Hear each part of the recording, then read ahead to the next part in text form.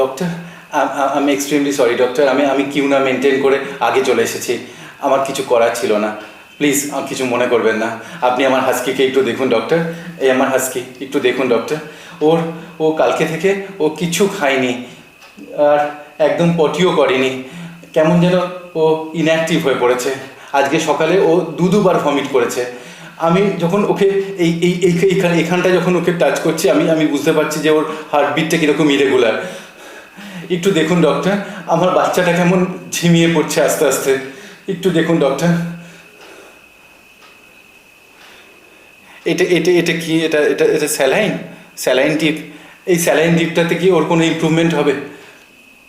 আচ্ছা ডক্টর, আপনি বলেছেন যে ও ক্যান্সার হয়েছে, ওর স্টোমাক ক্যান্সার,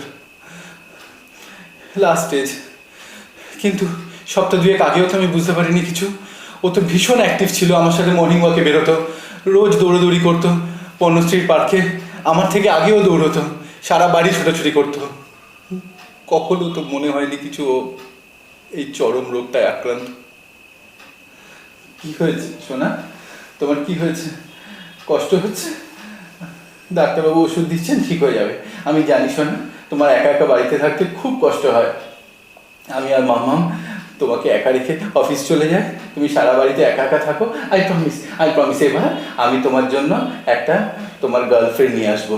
আর কালকে সকালে আমরা নুডলস খাবো একসাথে।